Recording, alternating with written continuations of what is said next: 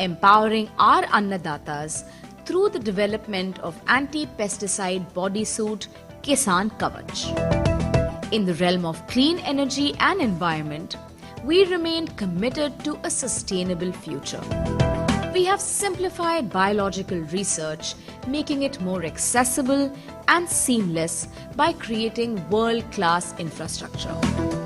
And in all of this, we have evolved strategically to bring together the best minds onto an apex platform called BRIC.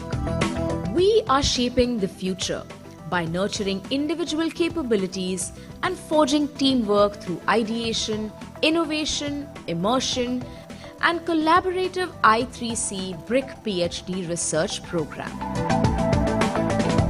By forging key partnerships globally, we have fostered research, policy implementation, and industrial promotion.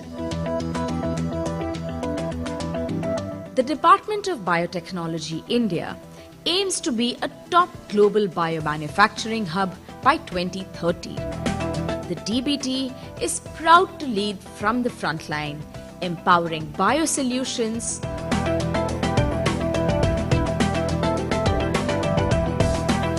delivering a better tomorrow.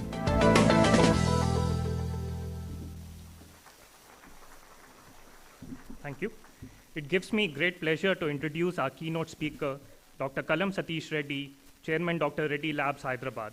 A stalwart of India's pharmaceutical industry, Dr. Reddy has been a driving force in steering India's transition from Make in India to Discover and Manufacture in India. His talk today, Biomanufacturing and India as a Bioeconomy, will present a strategic vision of how India can leverage its scientific excellence and industrial base to emerge as a global bioeconomy powerhouse. Sir, the floor is yours.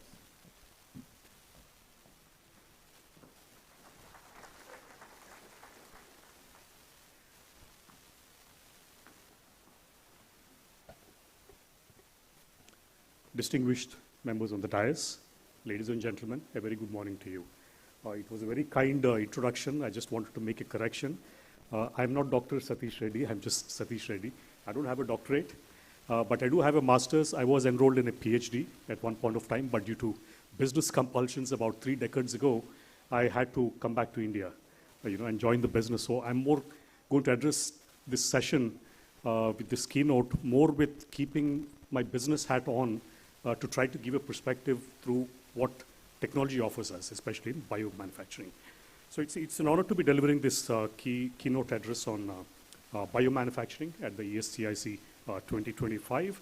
I particularly would like to thank Dr. Abhay Karandikar, Secretary DST, for having extended his invitation to me. Also, if you see overall, so I think the world is at a very critical juncture. We are witnessing the emergence of a future which is shaped by new sciences, new ambitions, and the imperative of sustainability. At this historic crossroads, biomanufacturing stands out as a transformative force, as a catalyst that will redefine economies, industries, and possibilities for generations to come. And as we all know, biomanufacturing is a cornerstone of modern biotechnology. It utilizes living organisms, whether it's bacteria, yeast, mammalian cells, as platforms for producing value-added products. And these products include, amongst others, pharmaceuticals, vaccines, enzymes, chemicals, advanced materials, and energy solutions. And this approach combines ancient fermentation with breakthroughs in molecular biology, genetic engineering, and digital automation. And if you see today's India's industrial trajectory is in a way somewhat unsustainable. Biomanufacturing offers an alternative that uses lesser energy, fewer raw materials, and reduces chemical processing compared to the traditional methods. And this results in lower costs, minimized waste, and alignment with the global pursuit of green and circular economies. It's not just a technological upgrade, but it's a paradigm shift for environmental and economic resilience. Even if I look at the experience within Dr. Reddy's on this front, it's been quite enriching for all of us, because from what we started off with traditional chemistry-based processes, when we moved on and made the foray into biosimilars, again, The company started in 1984. It was very much based on chemistry, making APIs at that point of time. And then when we made the foray sometime in the late 90s to get into biosimilars, it gave us a whole lot of experience into biomanufacturing, which was new at that point of time. We started with the recombinant protein to begin with, and then we went on to launch the first monoclonal antibody in India, not only just in India, the rituximab. At the time, it was the world's first biosimilar for rituximab, was launched by Dr. Reddy's in India. And then we took it to emerging markets. We also launched the world's first darbepoetin. All these gave us experience, and then we also, while expanding our technologies across, we gave a lot more impotence to biotechnology, because we kind of visioned that this would be the technology for the future, where we need to invest in, where we need to develop capabilities, and also be prepared for the world that lies ahead, which I'll come to subsequently. Also, healthcare has been fundamentally redefined by biomanufacturing, and the reliable production of vaccines, biologics, and advanced therapeutics increases access, and it also ensures affordability, which is, I think, very important in an economy like India. Also, biomanufacturing underpins critical segments such as monoclonal antibodies, like I talked about, within Dr. Reddy's, recombinant proteins, and also next generation cell and gene therapies, which also has made a start in India with ImmunoAct, Immunil to begin with. Also, in terms of supporting public health systems and the innovation ecosystem itself.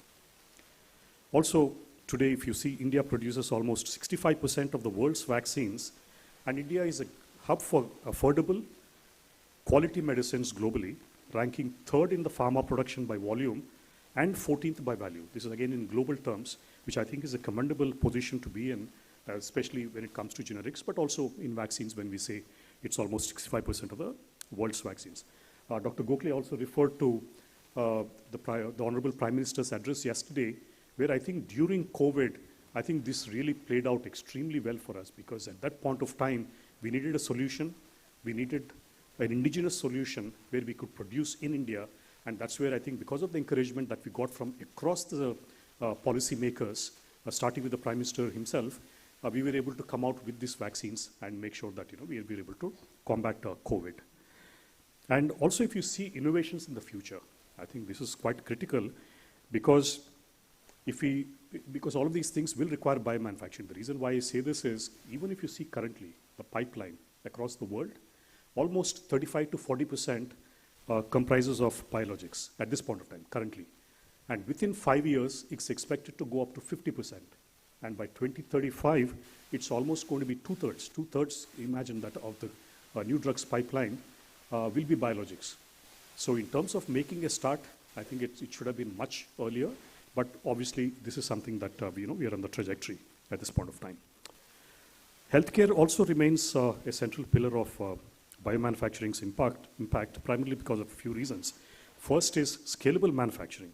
It ensures rapid availability of essential medicines and therapeutics, ultimately improving public health outcomes.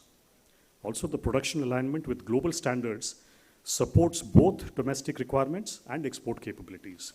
And the constant regulatory vigilance and biosafety alignment guarantee, and the biosafety alignment, they guarantee the quality, safety, and the efficacy of the outputs for national and international populations. Beyond healthcare, biomanufacturing also influences other areas like agriculture, energy, food processing, and industrial manufacturing. And it supports genetically optimized crops, fermentation-based foods, biodegradable plastics, biochemicals, and industrial enzymes, each representing a stride towards more sustainable value chains. And the technological progress has accelerated the progress of biomanufacturing. The adoption of single-use bioreactors, integration of continuous bioprocessing systems, and deployment of gene editing tools such as CRISPR have revolutionized the scalability and speed. And digital tools, automation, and AI-driven analytics further enhance quality, efficiency, and traceability. Moving on to focusing on India as a bioeconomy, which is also part of my address today. As we heard the Prime Minister, or the Honorable Prime Minister in his address yesterday, India's bioeconomy today stands at about roughly 10 billion, used to stand at roughly $10 billion in 2014, and now it is 165.7 billion in 2024, now contributing almost about 4.25% of the GDP, with a projected target of 300 billion by 2030. That was what was communicated to us yesterday. And India's approach to biomanufacturing and the broader bioeconomy is shaped by very progressive government initiatives. I would first name the Bio E3 policy, which was approved in 2024. It commits the nation to high-performance biomanufacturing. It supports the creation of bioenabler facilities, biofoundry clusters, and dedicated bio-AI hubs for translational research, commercialization, and scale-up. Also, there's a focus on ethical biosafety and regulatory harmonization that aligns with global standards, thereby safeguarding public trust and also securing foreign investment. Also, the stimulation of employment, education, and entrepreneurship is a cornerstone, with programs targeting skill development, academic industry partnerships, and regional inclusiveness. And as the Indian bioeconomy is expected to double by 2030, it's driven by expanding investments, public-private partnerships, skilled human capital, and a rapidly evolving innovation ecosystem. It is imperative that we continue to focus on, one, creation of the centers of excellence that can offer advanced biotechnology education, hands-on laboratory experience, and interdisciplinary learning of integrating biology, engineering, and digital sciences. And the second one would be, for example, dedicated vocational training programs that can prepare the talent for the demands of modern biomanufacturing, regulatory compliance, and also sectoral specialization. And also we need to increase our efforts to focus on promoting gender diversity, rural participation, and youth empowerment, thus broadening the talent base and ensuring equitable sectoral access. And continued progress will also depend on sustained investment and strategic focus on the research priorities that include scalable vaccine platforms, gene therapy manufacturing, advanced medtech integration, and smart agriculture. Also, we will need regulation that enables rapid but responsible adoption of new technologies with robust biosafety and quality assurance standards and alignment with the international best practices. Also, we need targeted incentives for high potential and high risk innovations. Yesterday, again, we heard about the research development and innovation, the scheme which was announced, which hopefully will be implemented in the coming few months, which I think offers especially industry, the funds towards innovation. This again is through a fund of funds, which will be very different from the past. But this is something that industry is looking forward to, because innovating, especially coming out with new products, is a very high-risk game. It's high risk, but it's also highly rewarding. But to do that, it's with just a handful of companies in India which has taken this kind of a step in the past. Dr. Reddy, in fact, our founder chairman, he took the risk way back in 1992, much before the patent laws were enacted, to get into drug discovery, and it's now almost 30 years since, and we still don't have a product on the global market. But we still continue to pursue this innovation. Again, this is a lot of internally generated funds, and it also shows the risk. But with a scheme that comes in, especially the RDI fund which is coming up, which offers soft loans to begin with, at least it would encourage startups, it would encourage academic and research institutions, and also it would encourage the whole VC culture itself within the innovation ecosystem, which will help move innovations forward. And that's something all of us look forward to. To conclude, so biomanufacturing is simply not a technological or economic trend. It is a foundation for a new era of sustainable, inclusive, and knowledge-driven growth. And India's achievements across policy, science, and capability building place the country at the forefront of the global bioeconomy. And as we look ahead, the ongoing commitment to innovation, rigorous standards, and human capital development will translate this promise into sustained global leadership. And now is the moment to invest, innovate, and inspire, ensuring that biomanufacturing catalyzes not just the prosperity for today, but security and well-being for the generations yet to come. Thank you, and thank you very much for your attention.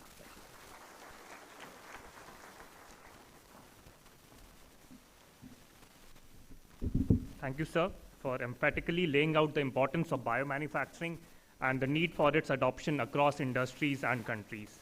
Moving forward, we have with us Dr. Ashwini Shete, Business Head, Biopolymers Division, Praj Industries, Pune, a pioneering scientist who has been at the forefront of India's green chemistry revolution.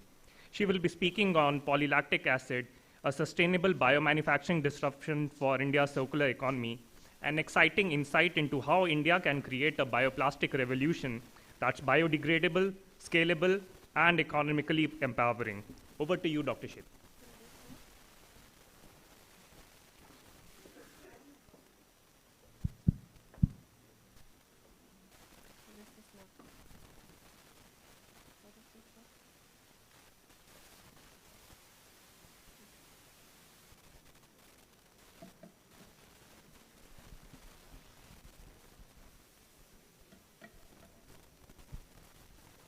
Distinguished leaders on the dais and really inspired audience here. Am I audible at the end? Very good morning and warm welcome to this biomanufacturing session. I will like to specially thank DST and Dr.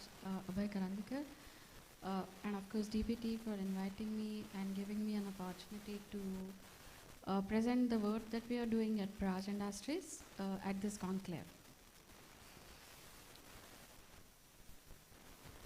So I will be talking mainly about polylactic acid, PLA, bioplastic, and of course the comparison with fossil-based plastic is obvious.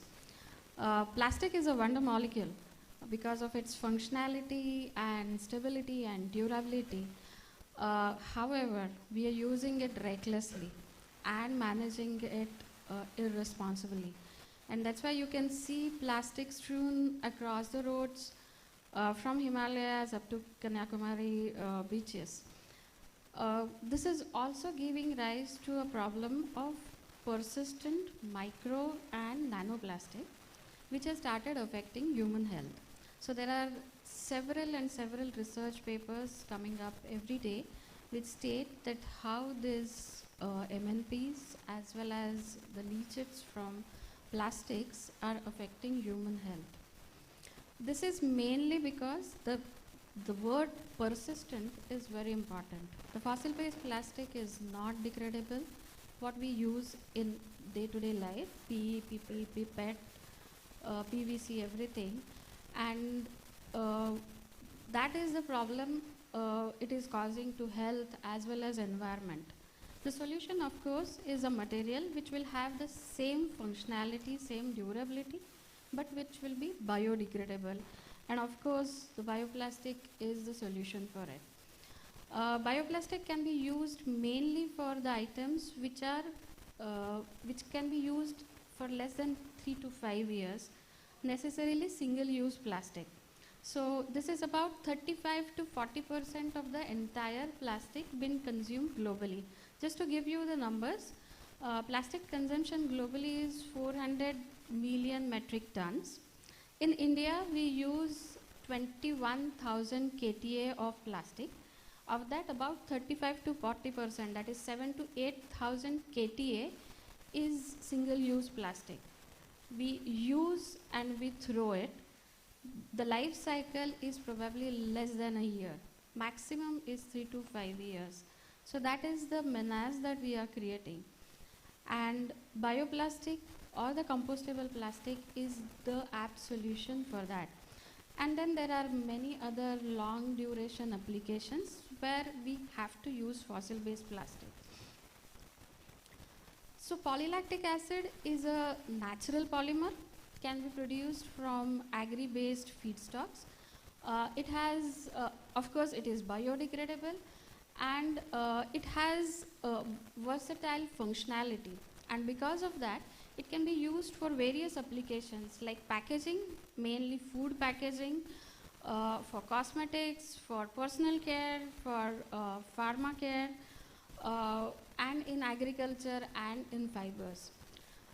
These all applications have been very well established, and there are products in the market made from PLA. Of course, when it comes to any bio-based product, and when it is fermentation based, it needs to be cost effective, because that's the baseline for any bio-based product, or for that matter for any product that has to compete with the product which is coming from the crude oil. So you have to pay attention to each and every aspect of the production, starting from feedstock up to its application and the ecosystem. The selection of feedstock plays very, very important role. Fortunately, India is blessed with abundantly available agri-based feedstock, be it sugars or grains or cellulose. Of course, the choice plays very important role, and geographic variation and availability, you need to pay attention when we are developing the technology. PLA is made through lactic acid. That's the intermediate which gets polymerized into PLA. And of course, lactic acid is coming through fermentation. Microbial strain plays very important role. Mutant or genetically modified strain which is robust enough to withstand the industrial conditions and not very fussy, probably just the hygienic or non-sterile conditions, is a need for these kind of products. Fermentation optimization, of course, it's a production lever, because that is how we can play around the tighter yield productivity of the strain, and of course the industrial media, because that is another very important cost contributor. Purification and separation, that's probably not paid attention to in detail for many of the products, but that's the crucial thing. It is very, very important for lactic acid being a completely soluble and organic acid. This is the crucial step in the entire production of polylactic acid. And of course, the cost contributor, probably 60 to 70% of the cost is contributed by this step. It's a multi-step process, and you have to pay attention to each and every step. Of course, lactic acid is not a new molecule globally, and there is a chain, there are many reports and patents, but you have to really pay attention to the purity of lactic acid and the impurity profile. The most important is the impurity profile. Apart from this, there are other things like when lactic acid gets downstream converted into lactide and then polymerization, it is to an extent established technology. There are technology providers available, and of course you have to pay attention to yields and efficiency. And once PLA is ready, you have to pay attention to the grades of PLA, because that will actually decide the market sectors in which it can enter. Before it enters into the market, it has to go through the processing. For processing, plastic needs to be converted into compounds and then the form products. And there probably the research organizations can play a very important role, because different compounds can be developed, different biopolymers can be added to this. And of course, brand owners like all the e-commerce and cosmetic industry and personal care companies can play important role for mainly utilization. And then finally comes the learned audience or learned consumer like us, who understands why one has to use bioplastic, and they can put pressure on the brand owners for utilization of sustainable products. The positive point about PLA is it can utilize the established infrastructure for fossil-based plastic. The same infrastructure can be used for processing of PLA and for making the farm products. We are fortunate enough that we are Indians, because India has a potential to become a potential hub for bioplastic production. Because of easily available feedstock, technology is available. We have huge expertise available because of the demographic dividend. We have production ecosystem here, and of course the plastic processing industry. There are people who know how to process PLA. So India has huge potential. saying that, of course, we need the regulatory support. So globally, today PLA runs through the market forces. There is about 500 to 600 KTA production of PLA, and it has been used. But still, it's an emerging area, and regulatory support will play a very important role because it will actually push few laggards to start using it, apart from the awareness and everything else.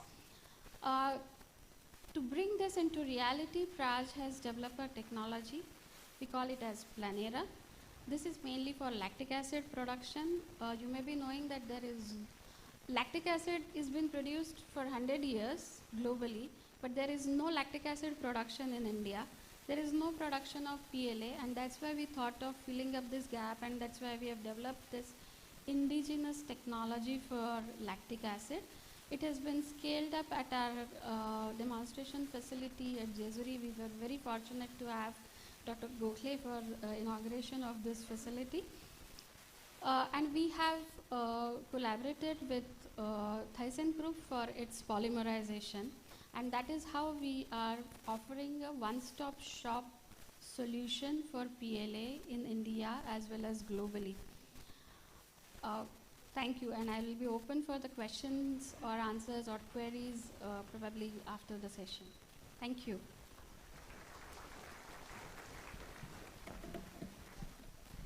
Thank you, Dr. Shethe. Our next speaker, Professor Rekha Singhal, Professor of Food Technology, Institute of Chemical Technology, Mumbai, is a renowned scholar whose pioneering work in food bioprocessing and sustainability has influenced policies and practices worldwide. Her talk titled Transforming Food Production and Processing Through Biomanufacturing Towards Net Negative addresses how biotechnology can help humanity move beyond net zero towards a regenerative and a net negative future. Professor Singhal, the floor is yours. Thank you so much for your kind words of introduction. I begin by acknowledging and thanking the organizers for giving me this platform to share some of my thoughts on transforming food production and processing through biomanufacturing and towards net negative. We have been listening since yesterday on the requirement to take it to net zero, but I believe that food production and processing, particularly through biomanufacturing, has the ability to take it to net negative, and I would like to share some of my thoughts in this regard. Now, I'm sure this audience already knows what net zero is, but important aspect when it comes to food is when there are many raw ingredients, and when these raw ingredients are transported and packaged and processed, actually it produces a lot of carbon dioxide, and this carbon dioxide has to be actually mitigated. So net negative would effectively mean more consumption of carbon dioxide than emission of carbon dioxide, or utilize the carbon dioxide produced. Now, if we look at the greenhouse gas emissions, we see that 6% of it comes from food losses and waste, of which there is a losses in the supply chain and consumer waste. And this food production alone is responsible for 26% of global greenhouse emissions. And this greenhouse emissions, as we can see, it begins from land use, goes on to farm level, processing stages, transportation, and packaging. Now, realizing that this is a huge contributor to carbon dioxide emissions or greenhouse gas emissions, people have made various conclusions, or they have actually analyzed ways by which it can be addressed. For instance, there has been a roadmap which has been set up to annually increase the carbon dioxide sequestration sequentially, say for example, by 2030, reduce the emissions by developing cost-effective technologies and practice, then come down to by 2040 to shift to circular economy, and by 2050 to implement the new technologies that are being worked upon at present. Now, if you look at the magnitude, and if you see, if food loss and waste were a country, it would be the third biggest source of greenhouse gas emissions. And that actually signifies the importance of food production and processing. Now, is net zero possible? Net zero is possible through many ways. One is altered food production technologies, altered food processing. Production and processing are completely different. One is pre-harvest, the other one is post-harvest. Then we have upcycling of food waste. So now recycling is now being replaced by upcycling. And using greenhouse gases such as carbon dioxide itself in food production and processing, for example, using supercritical carbon dioxide emissions, or by cultivating algae, and I think even proteins, which I think one of the speakers will emphasize more. So I will just focus a bit eventually. And not only that, we have to also have not just production, but responsible food production by industries, as well as responsible food consumption by the consumers. And if we look at the sustainability engineering, it requires an integrated approach of biology as well as engineering, for example, and as well as ecology. So it cannot be, it's a completely multidisciplinary area where we can see how algal strain lipid capture pathway is required, where we need biological scientists to get algal biomass, and how this algal biomass can be harnessed through engineering, through biorefinery, to get biofuels, bioproducts, and bioenergy. So it actually requires a sustainability approach and an integrated approach. For example, if we look at this carbon capture and utilization technologies to reduce greenhouse gas emissions, we can see that it could be synthetic food grade carbon dioxide, which has the ability to emit about 2.7 tons carbon dioxide equivalent. Then if you look at direct carbon air capture, this can take care of about 1.44 tons carbon dioxide equivalent. And we have carbon dioxide emissions from beer fermentation. I'm sure many of us actually are very much interested in beer, and there is a lot of carbon dioxide which is produced in beer manufacturing, of only a part of which is retained in beer, and most of it is actually mitigated. And this carbon dioxide can be captured by various technologies, one of which is cultivation of spirulina. In fact, I must say that beer manufacturers have actually utilized this carbon dioxide very creatively, and they are amongst the first groups which have actually taken beer manufacturing to carbon negative. There are groups which are operating in this area. Now, this is another way by which carbon dioxide can be utilized, and this is a protein called soline, and I think there is a speaker who will speak on it, but I'll just focus a little bit. It's a golden colored protein, and it has already been approved for sale in Singapore. And basically it is, the utilization of the hydrogen oxidizing bacteria which feeds on carbon dioxide, dissolved oxygen and nitrogen to form all the major food components that sustain our life. And even in this process, the excess water is removed, and then it creates a protein-rich powder. Furthermore, electricity is used to split the water from air to hydrogen and oxygen. Now, slightly more, it needs only about 10 liters of water per kg of protein, as against 2,500 and 15,500 liters for vegetable protein and beef. It's claimed to be 20-fold more efficient than photosynthesis, and it has already featured in Time magazine's top 100 inventions. Now, this is another area which has been recently referred to as using biochar as a net negative emissions technology in agriculture. So we have harvested biomass, and we have processed product which we use for consumption. Then we have wet biomass residues which can be pyrolyzed to obtain bio-oil, biogas, and biochar, which can then actually be used again for cultivating harvested biomass. So there are various stages which are required. First of all, the production potential, the greenhouse gas emission, and even the techno-commercial analysis. Now this is since we come from food processing, We have conventional methods of food processing, which are classical methods based on thermal technologies. We now have a lot of process intensifications by using ultrasonication, microwave-assisted processing. Then we have DIC, which is basically a high temperature, high pressure, short time processing. Then we have pulsed electric field, and as I mentioned, supercritical carbon dioxide, which enables us to reduce energy, water use, recycle byproducts, process safety, and also reduction in carbon and water footprint.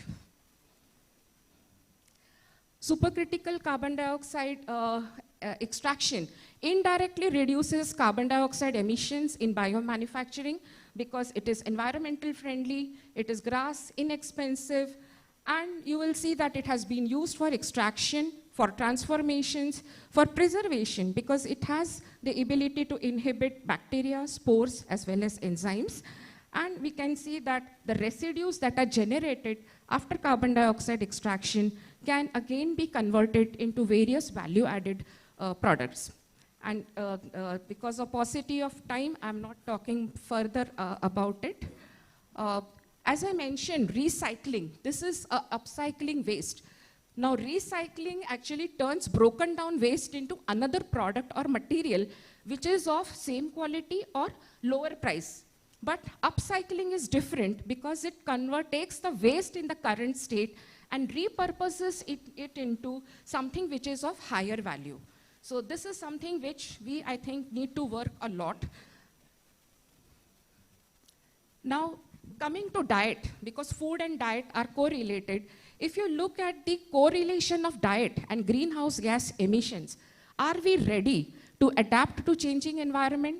If we look at the vegan diets where there are no animal source food, you will see that the extent of mitigation is very high. Vegetarian comes next, and so on and so forth. And you will see that the Mediterranean diet, which is moderate meat but rich in vegetables, you will see that the greenhouse, the potential to mitigate greenhouse gases is much lower. So diet diet modification is very important. Do the industry houses take cognizance? Yes, the industry does take cognizance, and World Without Waste is an example of by Coca-Cola Hungary, and they intend to actually replace plastics by 100%. Green green gold in grass proteins. This is another area because it is a part of smart proteins. So, so this is something which is commercial and technologies are available. Now, coming from an education background, we need to teach our children and our students as educators and parents, can we calculate our own carbon footprint and reduce it? There are protocols which are available, and this would actually be very useful.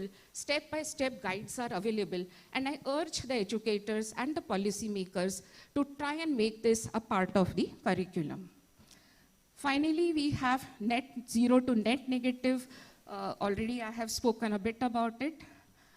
And to summarize, I would say, transforming food systems towards net negative requires efforts by the people, for the people, and of the people. And all of us are included in this protocol.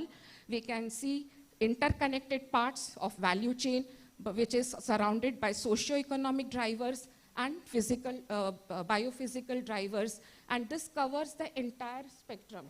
So I believe that with these with some of these thoughts, might be very useful for us eventually.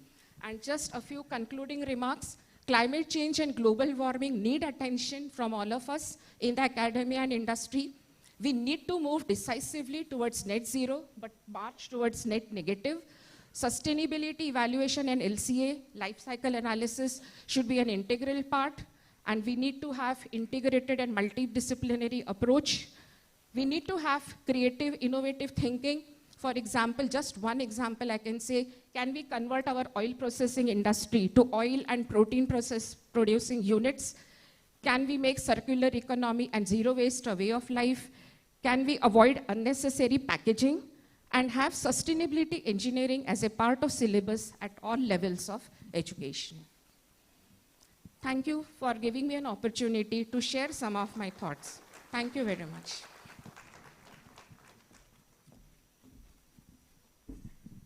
Thank you, Professor Singhal. Our next distinguished speaker is Professor Vijay Singh, Executive Director, Integrated Bioprocessing Research Lab, University of Illinois. A global thought leader in industrial bioprocessing, Dr. Singh will share his visionary work on food from air, innovative bioprocessing technology, exploring how precision, fermentation, and synthetic biology are reshaping food systems towards sustainability and resilience. Welcome, Dr. Singh. Thank you. Thank you for the introduction. Good morning. First, would like to thank the organizing teams at DST, DBT, and Dr. Parekh for the invitation to participate in this panel. I'll briefly talk about innovating bioprocessing technologies that allow us to make food from air. I have the honor of directing a lab at University of Illinois. It's a translational research facility called Integrated Bioprocessing Research Lab, or IBRL. And at IBRL, we bring a lot of these innovative bioprocessing technologies closer to commercialization by evaluating them and de-risking them at an industrially relevant scale. So if you look at carbon emissions, worldwide carbon emissions, the second largest carbon emission is coming from agriculture and the land that is used for food production. But today, we have bioprocessing technologies that allow us to make food from minimal resources, as well as reduce the carbon emissions from food production. And these are industrial biotech technologies. Industrial biotech is growing at an exponential phase in US, around the world, and a very recent report that was put out by the Biotechnology Innovation Organization estimates that industrial biotech contributes about 237 in direct and about $700 billion in indirect towards economic activity in the United States. So close to about $1 trillion. It's estimated that this number is expected to go to about somewhere between $295 to $416 billion by 2030.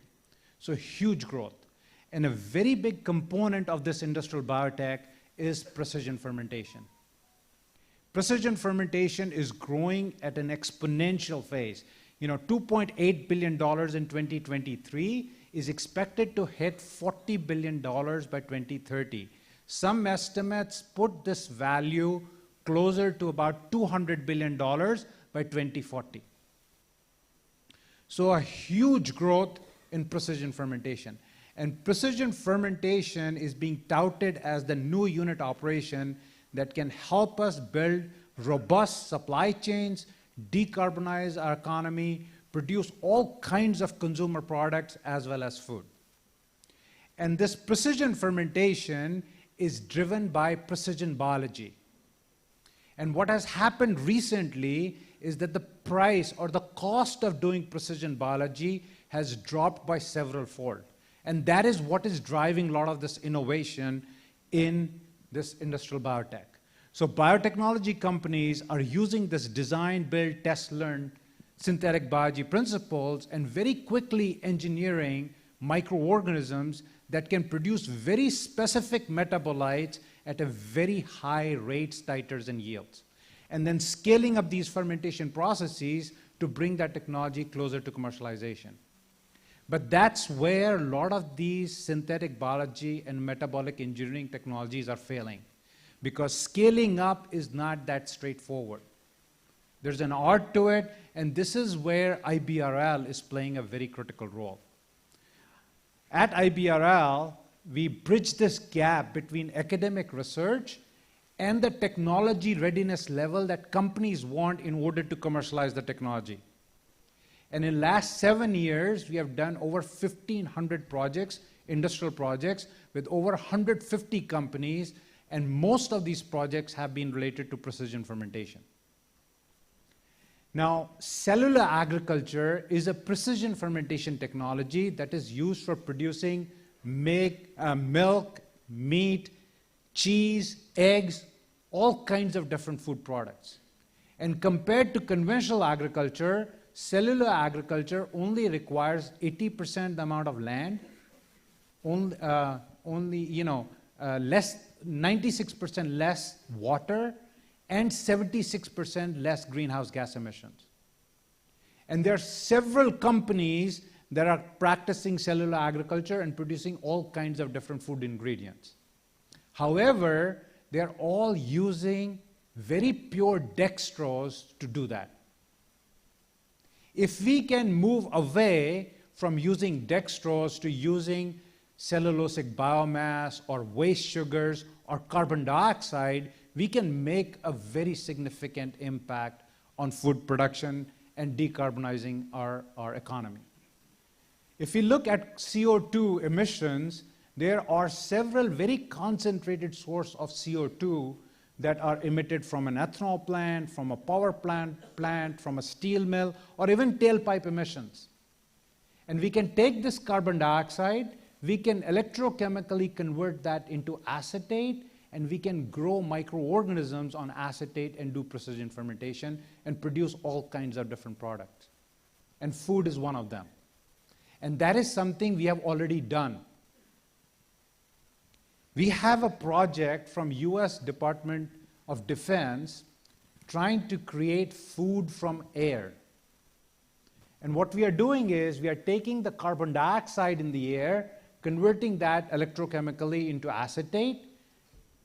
We are taking the nitrogen in the air, converting that into nitrates and ammonia, and then growing a consortia of microorganisms that give us a full macro and micronutrient profile that we need in our food.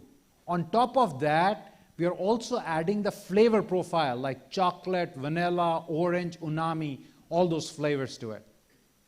In phase 1, we had to produce small amount of this food, which then went to the soldier feeding center, and they certified that it has the full macro micronutrient profile. We are already in phase 2, and this month, we are going to produce enough food in 24 hours that can feed 14 adults or warfighters every single day. Here's how that process works. You start with the substrates, which would be the acetate and the nitrates. Then we have these seed fermenters where we grow our different microorganisms, and then using a design of experiment, we add different ratios of these microorganisms. Some of them are engineered, some of them are wild type. And together, they give us a full macronutrient profile. That means carbohydrate, fat, fiber, and oil. And then it goes through these two fermenters, the F1 and the F2, followed by distack centrifuge and a spray dryer in order to produce what we call the microbial biomass powder. That's the food that we are producing. So here is some data on that. You see that in red is the acetate utilization. In black is the generation of the dry weight of the microbial biomass powder. And here on the right is all the industrially relevant equipment that was used to produce that. And this is what it looks like, the biomass powder. And we have to create two different food formats. One is a shake, and this stuff already looks like a kind of a vanilla strawberry shake. And then we have to produce a meat analog using an extruder. Very recently, we got the IRB approval from DERPA and from our Institutional Review Board to now start doing human testing with this. I think that's all I have. Thank you very much for your attention.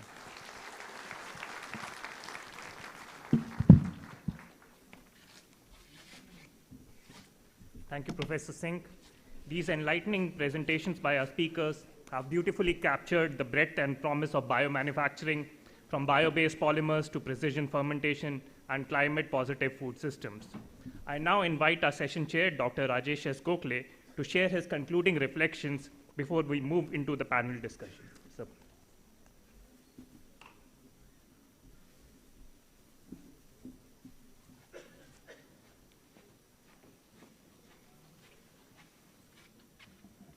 First of all, I have to thank each one of you for these wonderful talks spread across pharmaceutical, biopharma products to the food from air, and fascinating journeys of what future of the world would be actually looks like. And I think this is just the beginning, I can tell you. What we are imagining is absolutely stunning turnaround of how the world would look like in next 25 years. And as in during that period of time, as we envisage to become Viksit Bharat, I think the whole of the nation should think beyond their own limits of what they can imagine, what they can do. I think it should be just completely transformative, and unimaginative stuff's likely to happen. And all these gentlemen and gentlewomen actually who are here, I think have given this wonderful perspective about all of these activities. And thank you very much for all being here today. I think we should all really innovate as much as possible in this zone and make this a successful venture. Thank you again.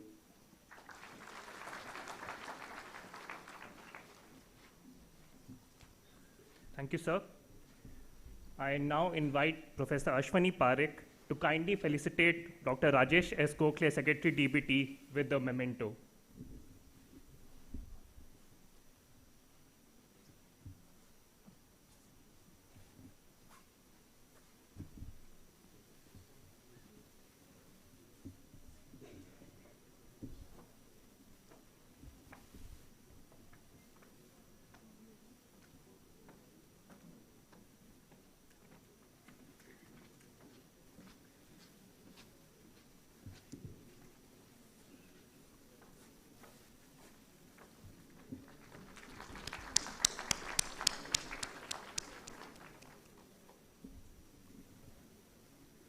I request Professor Ashwani Parekh to kindly felicitate Dr. Ashwini Sheth.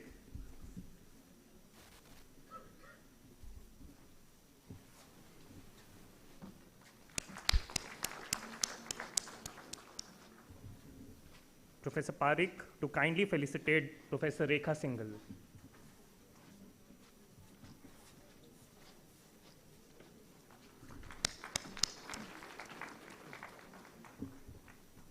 Professor Parekh to kindly felicitate Dr. Vijay Singh.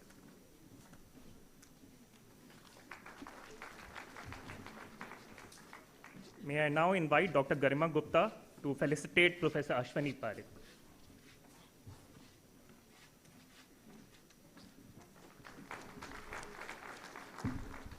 A group photograph will now be taken with all dignitaries on stage. I invite the thematic committee members, Dr. Srinivas Reddy, Dr. Manish Diwan, Dr. Nidhi Adlakka, Dr. Garima Gupta, Dr. Suchita Mondal, and Dr. R. Subhasri to please join us on the stage for the group photograph.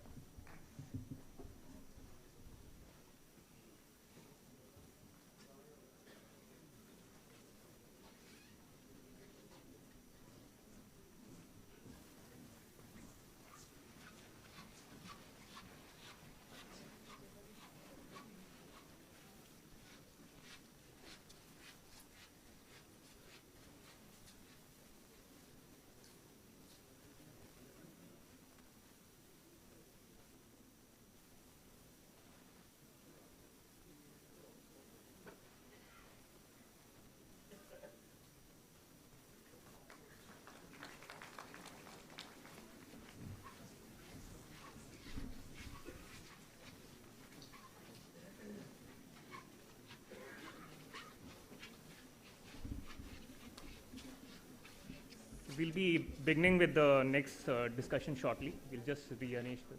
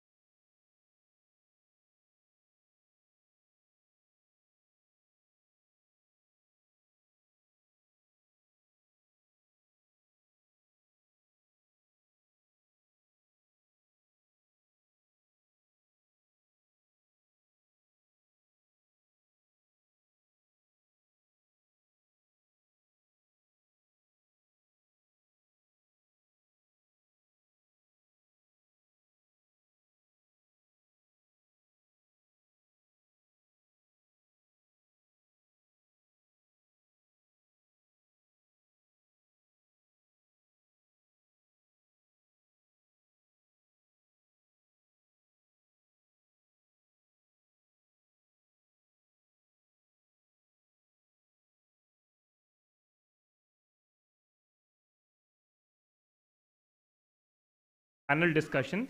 This will be moderated by Dr. Jitendra Kumar, Managing Director, Biotechnology Industry Research Assistance Council, Government of India, an institution builder and a visionary enabling innovation-led entrepreneurship across the biotech sector. Joining him for the panel discussion are eminent thought leaders, Dr. Vedam Ramprasad, CEO, MedGenome Labs Private Limited, Bangalore, Ms. Supriya Kashikar, CEO, Genext Genomics Private Limited, Nagpur, Dr. Arun Harish, Chief Strategy Officer, Center for Process Innovation, CPI UK, Dr. Sangeeta Srivastav, Executive Director, Godavari Biorefineries Limited, Mumbai. May I request all the panelists to kindly take their seats on the stage.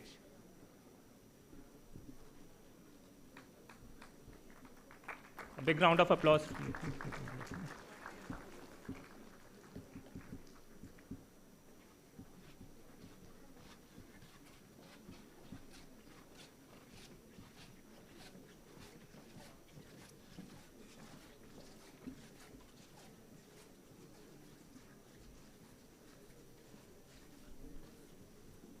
I now invite Dr. Abhishek Mehta, Scientist D, DBT, to welcome Dr. Jitendra Kumar with a bouquet.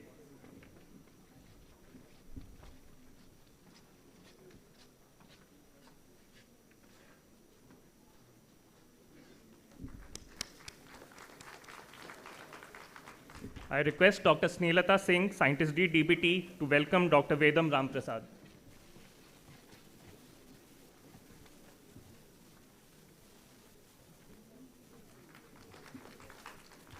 I now request Dr. Kamakshi Chetri, Scientist D, DBT, to welcome Dr. Arun Harish.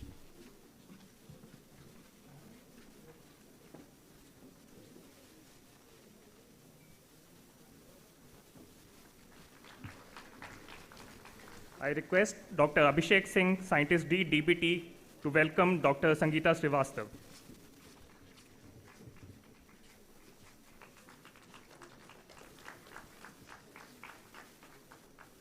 Thank you.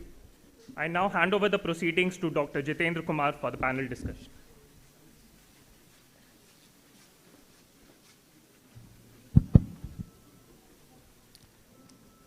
Very good afternoon, everybody. I think we had a very good panel last, panel where we heard eminent and distinguished Just experts. a second, I think I missed out Dr. Supriya. So may I request Dr. Vandana Prajapati, Scientist D, DBT, to welcome Ms. Supriya Kashikar.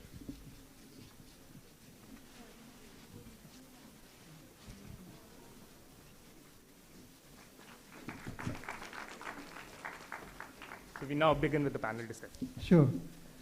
So we had a very eminent and expert speakers who spoke about biomanufacturing, the Bio-E3 policy, and as you all know, the Bio-E3 policy under the leadership of Dr. Rajesh Gokhale has been phenomenal game changer in the innovation ecosystem of our country. So now we have a very eminent panelist in this panel. I'll start by giving a brief introduction of each panelist here. So starting with Dr. Arun Harish. He's a Chief Strategy Officer, CPI UK, and he leads market development, strategic partnership, investment readiness programs for deep tech SMEs. He pioneered initiatives like UK-India pharma decarbonization, living labs, and contributes to national R&D, healthcare, photonics, and innovation center setups. I think he's CPI, as you know, is an eminent player in UK, and it was a founding partner for this catapult model also for UK, which has been a very good example of biomanufacturing processes.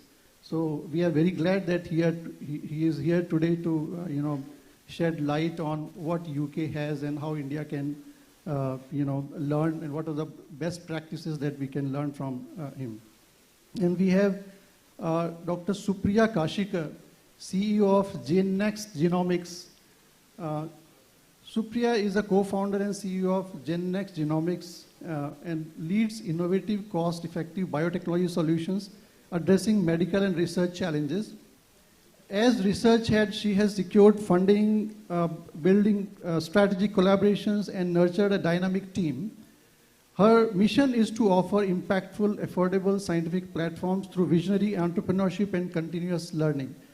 Welcome, ma'am. I think we are very glad that you are here. Then we have another eminent panelist, Dr. Vedam Ram Prasad, MD MedGenomics. Dr. Ram Prasad is a managing director of MedGenomics, a leading genomics company advancing precision medicine and genetic diagnostics with expertise in genomics, molecular biology, and translational research. He plays a key role in driving innovations in healthcare through cutting-edge genome sequencing, data analysis, and personalized treatment strategies. Welcome. Dr. Sangeeta Srivastav, Chief Distinguished Scientist at Godavari Biorefineries, Mumbai. Dr. Sangeeta Srivastav is a Distinguished Scientist at Godavari Biorefineries Limited, Mumbai. She specializes in industrial biotechnology with a focus on sustainable bioprocess development and renewable chemical production. Her work supports the transition of green technologies, contributing to the advancement of bio-based industries in India and promoting a circular economy initiatives. So as you can see, we have a very eminent panelists, experts in their own areas and coming from different variety of biomanufacturing initiatives. So I'll kickstart this panel discussion by putting some questions related to their field, and we'll hear from them what their perspective about that field is. So for example, I'll just start with Dr. Arun Harish. He's from CPI, as you know. So we have BioE3 policy here. Dr. Arun Harish, what is your perspective of BioE3 equivalent policy in UK, and what exactly biomanufacturing it is in India and via UK? I mean, is there some difference, or do you think the same perspective applies in both countries? Can you elucidate on that, please? Thank you. So obviously we've heard from some very eminent speakers on the definition of biomanufacturing. In the UK, we tend to use the term engineering biology a lot more. They're very close. We see biomanufacturing essentially as the manufacturing of products, and more importantly, the very wide variety of products, from therapies to diagnostics to sustainable aviation fuels to food, feed, agri, nutraceuticals. So it's very, very broad, and that's the beauty. And it also brings together, it's not just biology, it's the multidisciplinarity. Really, it kicks in with a blend of engineering, chemical sciences, chemical engineering, process chemistry, process engineering, increasingly digital, and AI as well. So it is this multidisciplinarity that makes it very, very exciting. And I must congratulate DBT and Dr. Rajesh Gokhale for the very visionary BioE3 policy. It's fantastic. It covers all aspects that you would expect in a policy of this nature. It's not just the science and technology, but it is including scale-up, access to finance, regulatory standards, markets. So it's the breadth of the ecosystem that needs to come together in a very collaborative mode to realize the full potential of what biomanufacturing offers. So there are a lot of parallels. I think it's a good summary between what we see in the UK's vision for engineering biology and India's BioE3 policy. Good that we heard, there are a lot of parallels between two great economies. But can you give some successful examples of biomanufacturing? Because we have just started biomanufacturing platforms, setting up biofoundries and biomanufacturing hubs. Can you give some successful examples? One example we know, Catapult. But apart from Catapult, do you have some more such clusters, present in UK? And there are some successful examples that have come out from them. Yeah, so the UK recognized the importance of scale-up very early on. When I say very early on, at least 15 years ago, particularly in areas like biomanufacturing and engineering biology, and not limited to the very general broad area of deep tech. We have a very real challenge in the TRL 3 to 7. And we heard from Dr. Vijay Singh very eloquently, what they do up to TRL 5, 6 interface. Catapults were designed to go up to 7, and in many cases we can actually go up to TRL 7, 8 interface and operate under even appropriate quality systems like GMP, really demonstrating to the industry how new technologies and innovations can be de-risked. So this really takes the input from the wide academic research base that we have in the UK. There are a lot of biofoundries that are associated with academic research. So there's a flow through that happens, and we work then collaboratively with the venture capital community, the philanthropic funding where appropriate, and that's the network we've created in the UK over the last 15 years. And the Catapult network is an integral part of that, and CPI is UK's kind of flagship for biomanufacturing scale-up. Now, we've got very similar facilities across Europe. Again, many of you will know the Fraunhofer Institutes, the VTT in Finland, TNO in the Netherlands. So there are major initiatives that span across many European countries who also have very similar efforts.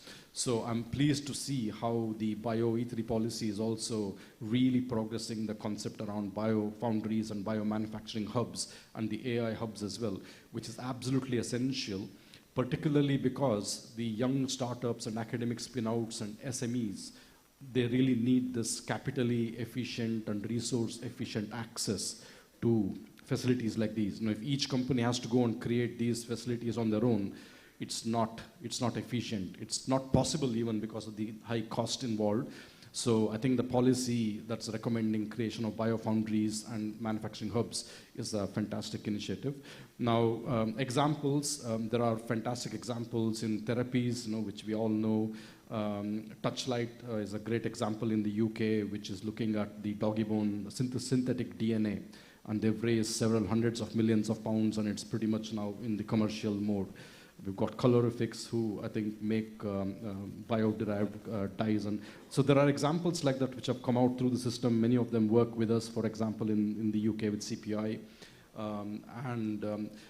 However, I wish to state that whilst we have hundreds and thousands of ideas at the earlier TRL, the proportionate number of products that come out at the other end is still relatively small. As many opportunities as we've heard through the eminent speakers earlier, and we all know that biomanufacturing can be very broad, we should not underestimate the time, scale, and effort it would take to bring such great ideas from early TRL to higher TRLs and eventually into the market. And we'll come back to that in the panel if time permits. Thank you. Thanks, Dr. Arun. It was really great to hear about UK's experience and how we can apply some of the examples, some of the learnings in our country. Next, I'll move to Supriya Kashikar. Supriya, what do you think we are strong in our country? We heard from Dr. Arun Harish about UK's experience and some of the examples we heard, successful examples, Catapult model. Apart from that, Catapult model is a foundry. But the products also developed from there. But what do you think India is strong in, and how we can lead in those areas? Because ultimately we have to build on our strengths. So if you can, because you are founder of CEO of GenNext Genomics, I think you can give examples from the genomics area that we are working on. Yeah. So first of all, I would like to thank the organizer to invite industry perspective into how we can generate the emerging science and technology. And biomanufacturing aspect is something which we need to look at, because I think biomanufacturing with aspect of Indian industry, we have been there since long, and since yesterday we have been talking about it, how we are supplying the vaccine globally. 60% of the vaccine is supplied by Indian manufacturers. So we are there. The only thing is the right song is there, the singing needs to happen, and the right voice is needed. So we need to identify those right singer and figure out how we can do it.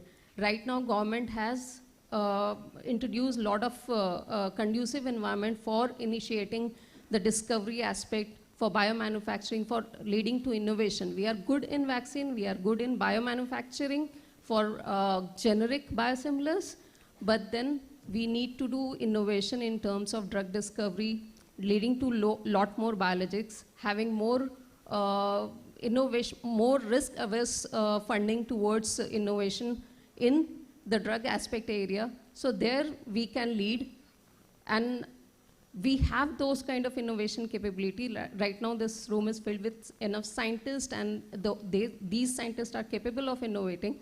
I think we need more of those kind of support and announcements since yesterday. We are looking forward to those kind of investment and going forward for innovation and become the best in biomanufacturing aspect globally. That's what I think so. Thanks, Supriya. Next, I'll move to Dr. Vedam Ramprasad, who is heading MedGenome actually, the company, and he's involved in advancing precision medicine, genetic diagnostics, and so many areas in genomics. And you are also involved in, I think, training and other programs in our country. As we know, biomanufacturing involves a lot of different sets of skills. If we want to advance this area, we need to have a lot of good trained manpower in this area, because it involves not only the principles of biology, but also it involves engineering. So that's what Dr. Arun Harish told, what UK, it refers to in UK is referred to by, biological engineering side. So here, if we have to take lead in our country as a biomanufacturing hub, as a country, what do you think, what kind of training skills is needed, and how we should fill this gap where trained manpower is actually required to push this field? Thank you. Before commenting on that one, I don't know much about biomanufacturing. I call ourselves as what DBT defines as bioenablers. So it's predominantly a services field, but very rapidly growing market. Currently, globally, it's about $30 to $40 billion, keeping everything into perspective. And India is a very small, nascent market of about anywhere between $200 to $300 million. So if you look at a global outlook and we look at a global expansion, there is a large room to play as far as economy is concerned. Now, while there is an opportunity, there are enough challenges across. How do we come through? So one of the challenge which you have mentioned is on the availability of well-trained human capital. There is a very large, I would say probably the world's highest human capital we have, young human capital, cost-effective, but unfortunately, not majority of them are not employable or not well trained. They come out of the colleges, universities. Few of them get into larger research institutes, get trained fairly well. So the first problem is how do we get a talent, or at least get a raw talent and train them? So this is a challenge for mid-sized companies, if not large. I think software companies have gone through this about 20, 25, 30 years back. Now they recruit in thousands and they have a streamlined training programs, they have wherewithal, they have resources to do that. But even for mid-sized companies, it's not very difficult, but for smaller companies, how do you do that? Companies do not have that resources to train and recruit and put them into production and see how it can get a dividend out of it. So there has to be some kind of a supportive programs. I'm sure there are government programs, BCIL, some training programs are there, but there has to be a fairly large structural program to be devised across this sector to ensure that industry, academia training programs are there. Very rigorous programs have to be there. Competency assessments have to be there. Certification programs. It's very essential, very, very critical, because day in and day out, at least for me, it's a big problem. For reason that the second biggest problem is attrition.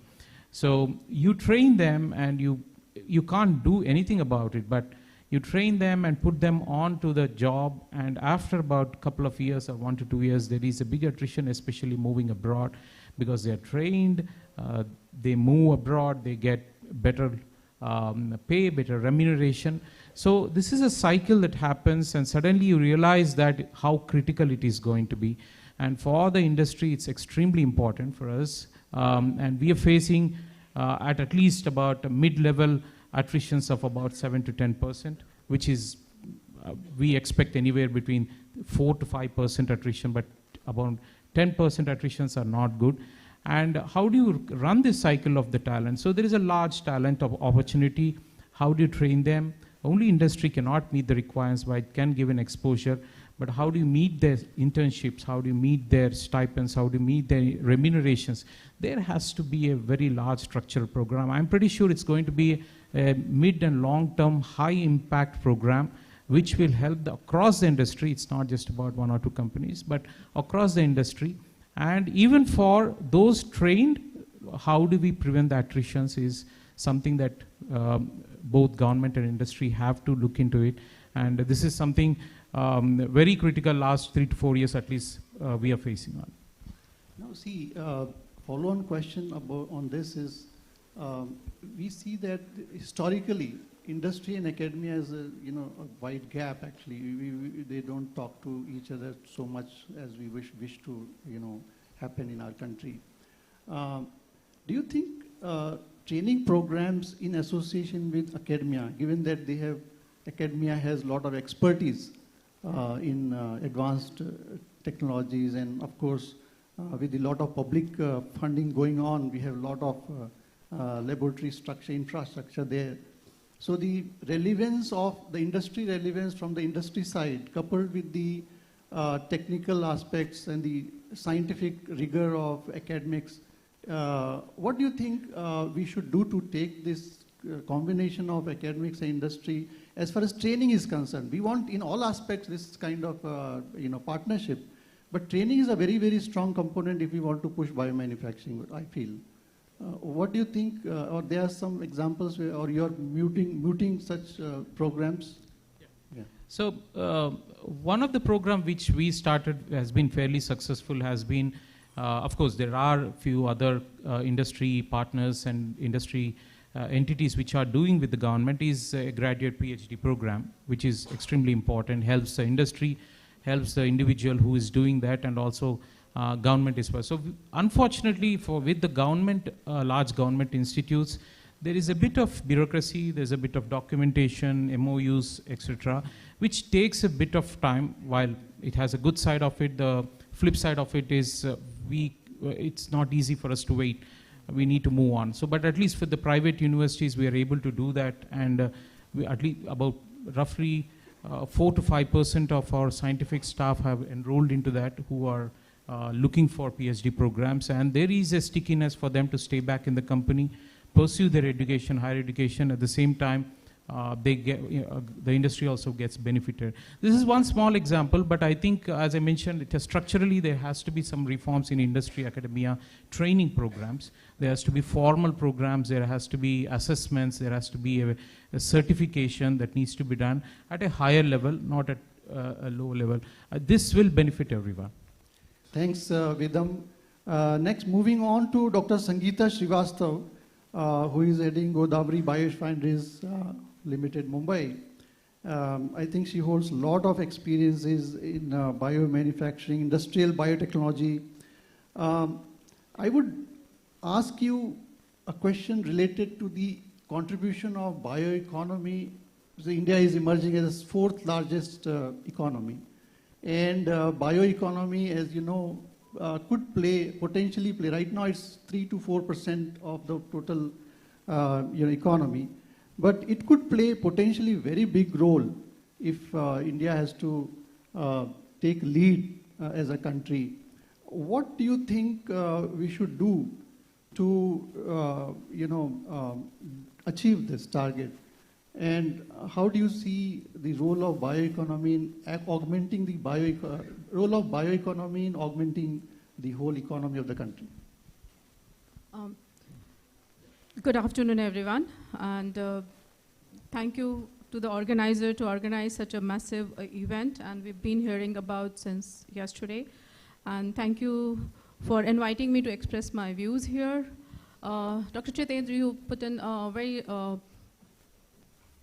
apt question. Is basically what we are talking about why do we need to talk about this right today? Is look at the situation outside, as you mentioned, the air quality, floods around us, and we need to really give a serious thought. It's a time to think and decide what we want to do. And what is the solution for us? If you look at, the industry is not new. We've been here doing some bit in different ways. And if you look at chemical industry has supported the way we live today, right? It's not like what we can say that chemical industry has created the pollution. No. The way we have treated the chemicals is what has created the world today, where we have to look at how do we do it differently, right? And what I see India brings on table is we have fertile soil, we have good sun, and I think this is a time when we have to move from oil to soil economy, where we bring in all our farmers, our farms, and co-create with them, do bioconvergence, biomass convergence, and make it to the end product. So I think we are at the advantage where we have the pool of scientists, we have the feedstock available with us, and I would like to give a few examples where we say is like, maybe biopharma is one sector which is growing and there are a lot of things happening. But if you look at the ethanol blending program of Government of India, where in 2014 we were less than 2% of ethanol produced and blended. Now with the continuous growth of petroleum requirement as well as the blending requirement, we achieved in 2025 20%, which was well before the target dates. So what created this? The willingness of the government, the policy support, the industry coming forward to invest and co-create together, and as well as the farmers who were at the starting of the value chain. So if you look at the whole thing is what creates a successful model is involvement of each aspect. It's like right from the farmer, the policies, the regulators, the financials, and the industry. So we need to create the similar ecosystem for various other molecules. And right now, today, when we're talking here, we have created excess capacity in the country where we didn't had ethanol available for blending. Today, if we also blend 20%, we have almost 30–40% excess capacity.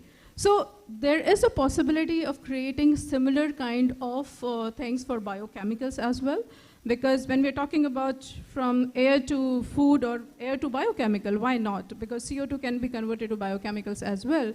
And it is so important to bring in this embedded green carbon to the value chain, because whatever we do with the recycle and anything else, the green energy, but we will have to take care of embedded carbon if we want to reduce our scope 1, 2, and 3.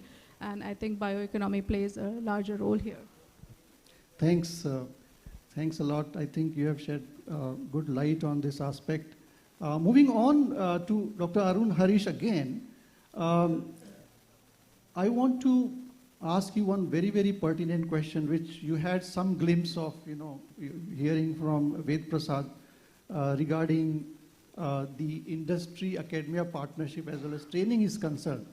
But I want to go deeper into this with your kind of expertise and experience here. In UK, I think this has been achieved in a much more stronger way. See, in the academia does the research which is below TRL3 mostly. No, it doesn't reach even 3. It's mostly ideation, publication, and if at all patent is filed. I think there is of course, everybody recognizes that there is a huge requirement of industry-academia collaboration so that industry can be involved for scale-up activities. If at all there is no startup in between, it's just the matter of academia and industry exchange. What needs to be done?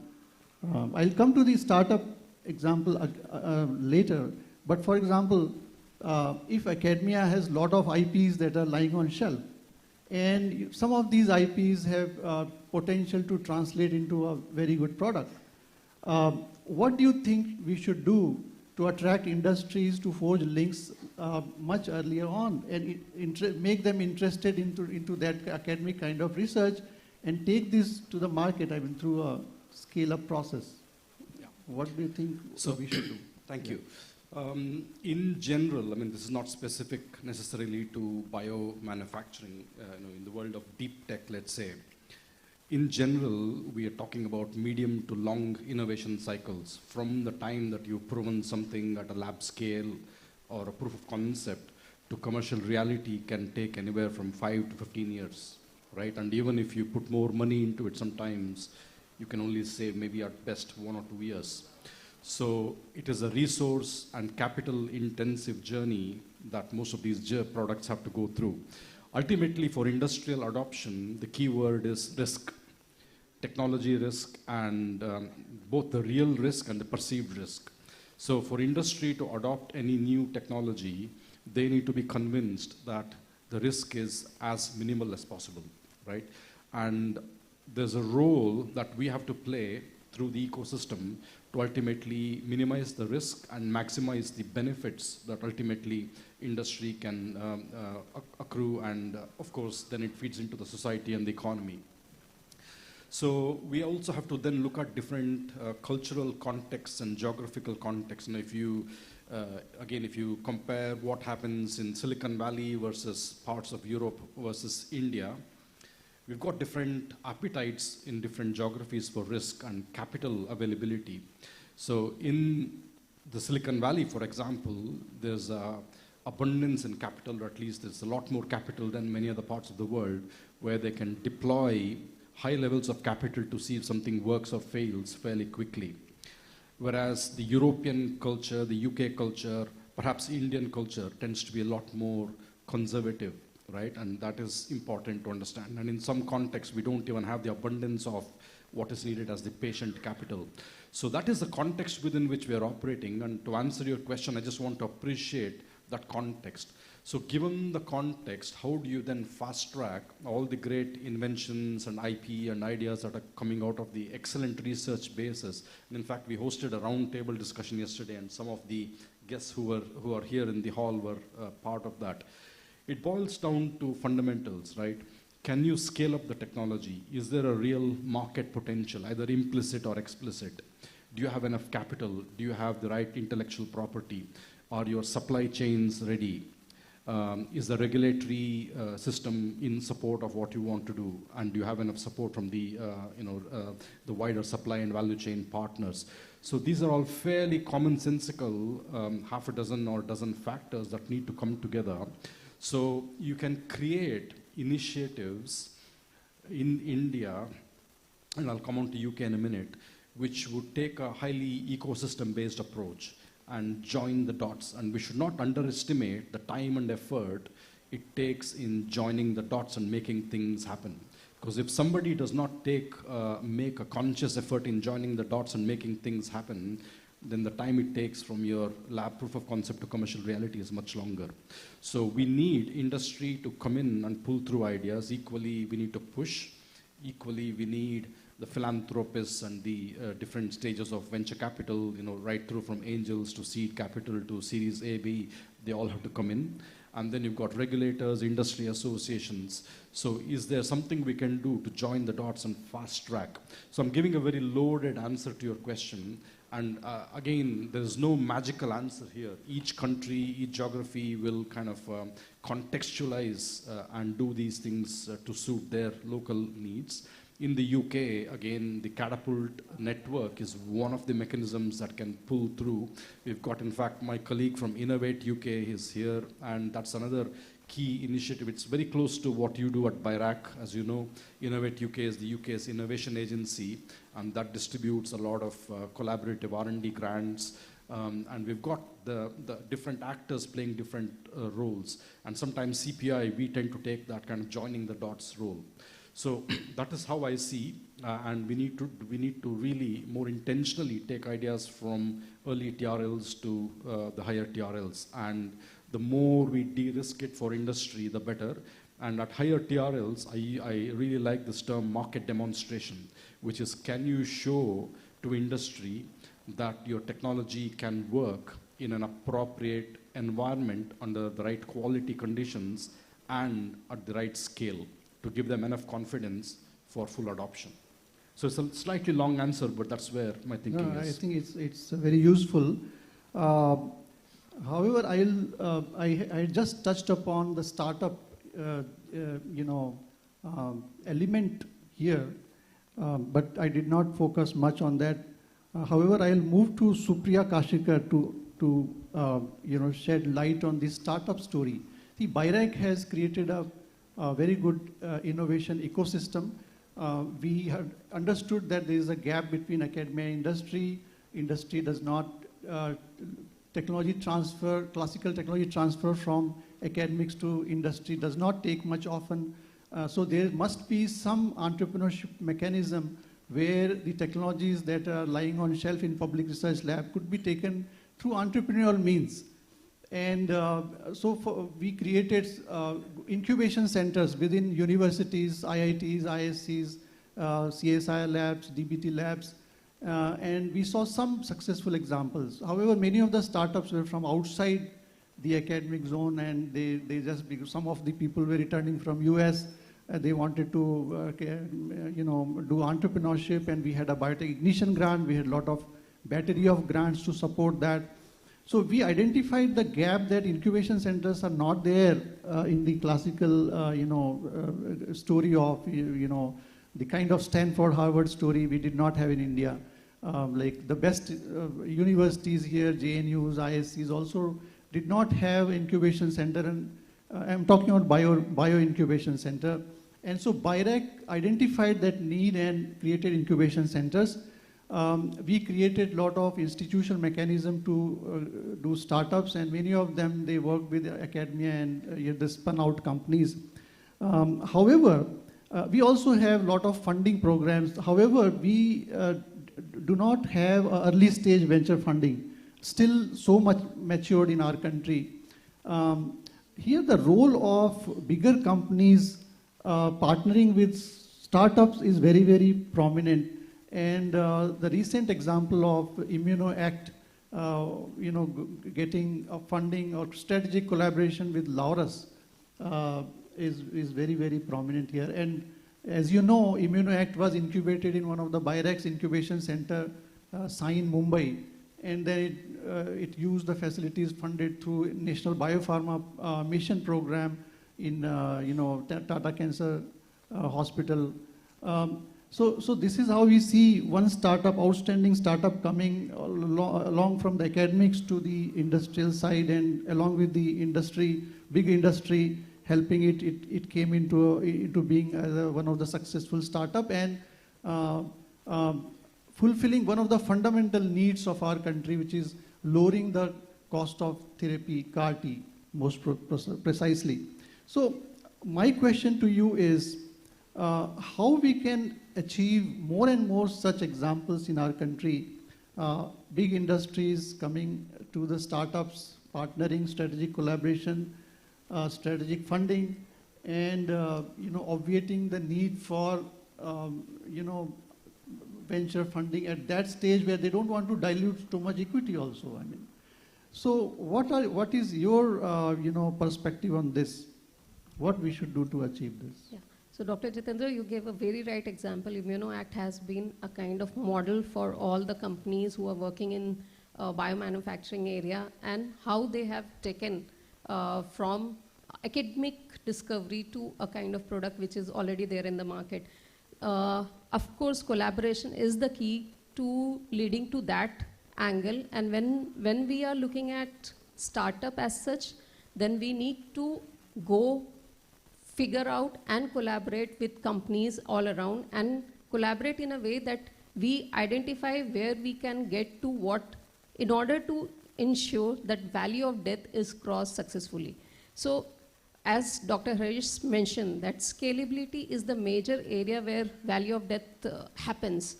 From TRL4 to TRL7 is something where we look, most of the companies fails. There we need more of strategic partner, and strategic partnering can happen only with big industry. BIRAC has wonderfully done a lot of supports, and they cannot extend beyond those capabilities. As entrepreneur, we need to establish that where we can have those strategic support and then collaborate with those companies and bring our product to the market. One such collaboration we also have recently we entered into a collaborative mode with Merck. So Merck offers a kind of collaboration mode in terms of mentoring, in terms of market accessibility, in terms of even process development part to biomanufacturers, whoever are entering into with some products they are coming in the market. So these kind of collaborative approach will only help when we are moving ahead. That would help us to have hand-holding, cross those valley of death, move to a kind of manufacturing level where we can bring the product in the market. Secondly, we also have, in our example, we have also collaborated with a company, Genova, where we are trying to do a scalable program over there. So until we have a kind of biofoundries which is giving us a kind of model where we can go and scale, we need to collaborate with each other. We need to support each other's startups. Some will have some kind of expertise, the other startup will have other kind of expertise. Instead of working in silos, if we can crosstalk, if we can identify that where we can do a kind of collaboration and move ahead, so that's the way one can achieve that Viksit Bharat dream. So that's my suggestion. Thanks. I think you laid it out very nicely, and you touched upon the point of scale-up where the biofoundries and biomanufacturing hubs are required. And as you know, in the first round, we have already sanctioned or set up the funding. The first tranche of funding has gone to set up some 21 biofoundries and biomanufacturing hubs to take our country forward in this direction. And for the audience, I would like to say that the Biofoundry Alliance, Global Biofoundry Alliance, says that we have some around 50 members of biofoundries across the globe. Maybe that number is a little, off. We may have some 100, 120 biofoundries which are not registered with Global, Biofoundry Alliance. And if we have set up some 21 in the first round and we are going to set up more, I think we have the potential to lead globally. So just to add to your aspect that you touched upon, we are setting up biofoundries and biomanufacturing hubs in big way. And not only to create biofoundries and biomanufacturing hub for scale up, that is for, right now it may be mostly for import substitution, which is also required for our country. But I think these biofoundries and biomanufacturing hubs will be used by innovators and startups to take up or do a lot of innovations along the valley of death and along the value chain. And as you know, the world belongs to the innovation leaders. And definitely the biofoundries and biomanufacturing hubs that we are creating will lay a great foundation for that. Moving on with this discussion, we would like to know about new and emerging technologies in biomanufacturing and biofoundries and in general also. As you know, RDI has come up in the RDIF. Honorable Prime Minister talked about it in the lecture yesterday.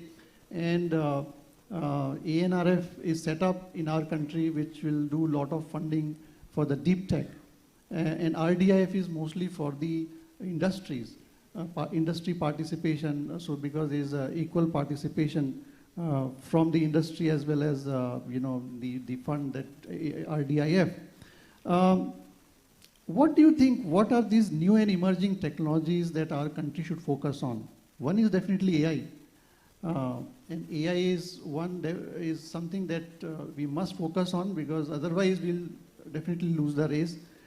As applied to biomanufacturing and biofoundry or whole biomanufacturing, the automation, AI, etc., is crucial to take lead. What do you think? What is your experience and expertise in this area? Yeah. So I can't comment much on manufacturing part of it, the rest of the speakers. But in general, yeah, in general, the new and emerging technologies, and so a we'll couple talk of about biomanufacturing application of that with other speakers. Yeah. So one of the area which we are looking, we are focusing, and also across the world there is an explosion of knowledge, is the new age of biomarkers that are coming in healthcare. So it's driven by many aspects. It's driven by revolutionary advancements that are happening on the multi-omics part of it, with data and analytics. You can use AI, you can use machine learning. There's so many aspects of it. So these biomarkers are slowly replacing the conventional, probably little bit less accurate biomarkers, and this is going to make a different paradigm in how we monitor our health and disease in the next maybe 5 to 7 years to come. So this is something, a space that we feel that India has to take a lead. We have a large demography and large healthcare burden. Great. So I just realized that we are already, time is already up, and we may have to open this session to the audience. If there are some questions, we would like to take those questions. And if you can introduce yourself first, and then state the question is directed to which of these panelists or to me also. No, you can take mic. Yeah, you audible. For others, yeah, who are sitting behind me. Meanwhile, should I start?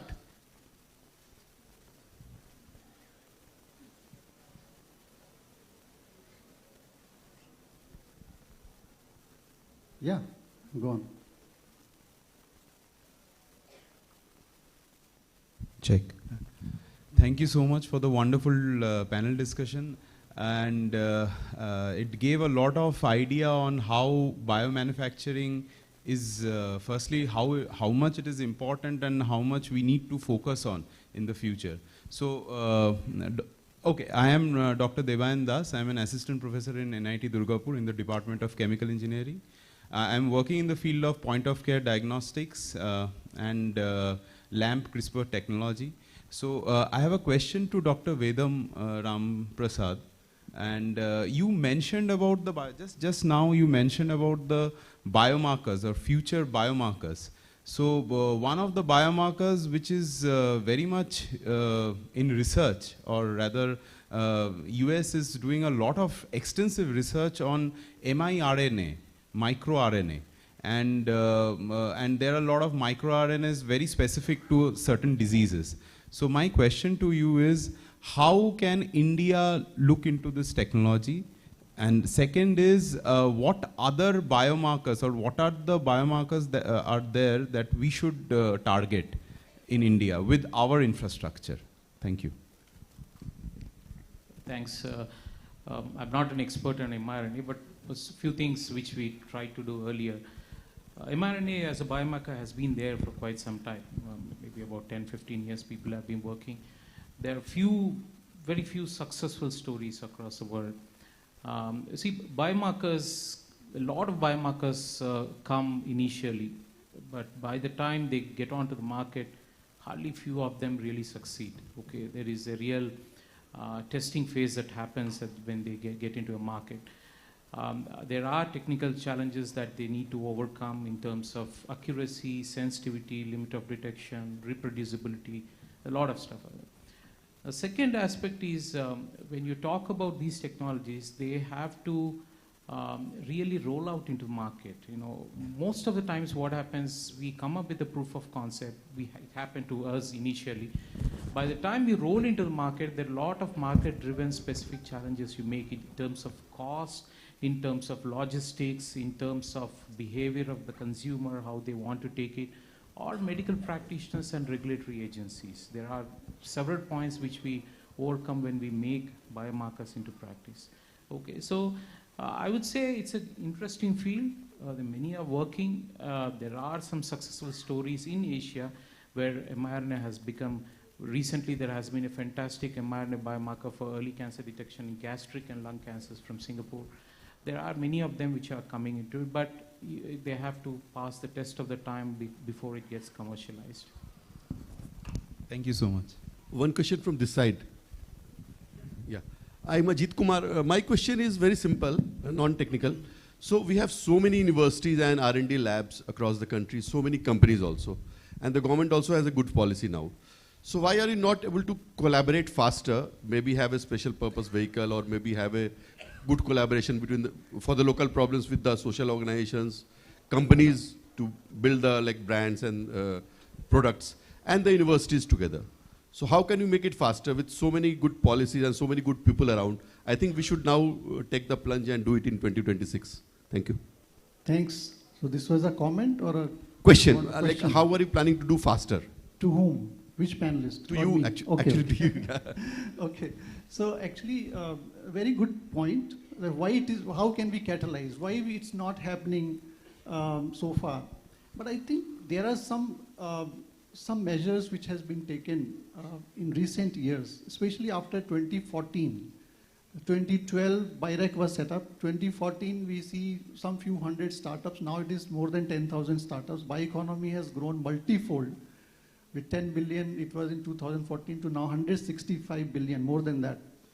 So things are happening, but the pace at which we are making progress may be slower compared to US, China, etc.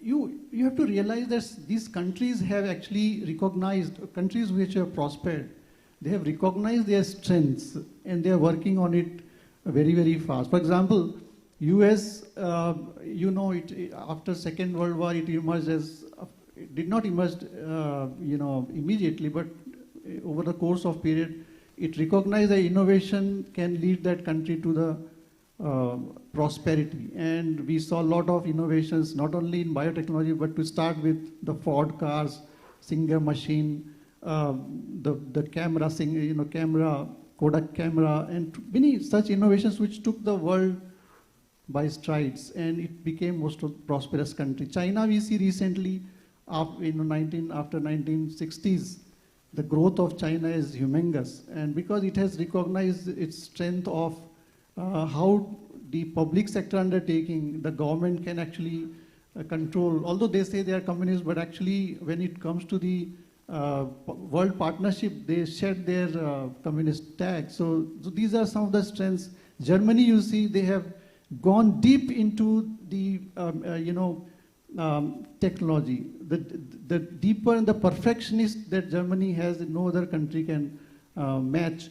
UK, Europe, you see London, they already have a lot of strengths right from imperial days. So our country has to recognize that what strengths we have. So bio-based processes, right from the lineage of Ayurveda to the world humanism, that part we are very, very strong. So we should focus on that, I think. And coupled with the recent government measures, I started by saying that BIRAC was set up in 2012. 2014, we had this, this mini startups incubation center. Now it has grown very, very fast. We have now 100 BioNest incubation centers which are catalyzing the growth of startups. Many startups are being formed. They are collaborating with industry, startups, industry, etc., and even academics. So things are happening. However, we would like to catalyze it more, and that's how there were 3 valleys of death or hindering factors to say. One was we did not have enough capital to scale up. So now RDIF fund has come up. We'll see tremendous growth now. I can assure you that this is something which has come at the very, very right and opportune time. RDIF 1 lakh crore funding is really, really very good for this part of the economy, the emerging technology, the RDI, the emerging and deep tech space that we are talking about. Second is we did not have a good university system where organic growth of technologies and startups can happen, the way Stanford and Harvard, etc. There the universities have actually created the innovation cluster across the city. The city is nothing but universities, actually, to be honest. You talk about Stanford, 1970s, the DNA technology came, and after that the venture capitalists was, they become very, very strong. They had a lot of money and lot of companies emerged. in that era. And they took, Genentech, for example, was one. And that's how they actually took the lead, and the whole world actually was, they were leading the whole world in those areas. So they became first mover. They had a first mover advantage. Right now, India is at the cusp, and we have to recognize our strengths. So our strengths are definitely the government measures that have taken place right now, as I said, the human power that we have. I think human capital that we have is very, very strong compared to other countries that we should capitalize on. Second is the diversity that we have. Not only the biodiversity, but also the genetic diversity of our population, which can actually play a huge capital for our country if we focus on. I think Dr. Gokhale's leadership in this Department of Biotechnology started the genome sequencing analysis and all, one day, one genome, and a lot of things. I think it will create a lot of wealth for our country. So, and of course the awareness. I mean, who has stopped the entrepreneurs, startups and scientists to actually work together? I mean, you do it. BIREC is always there to help at every stage. I hope, we all should work together and come together to do that.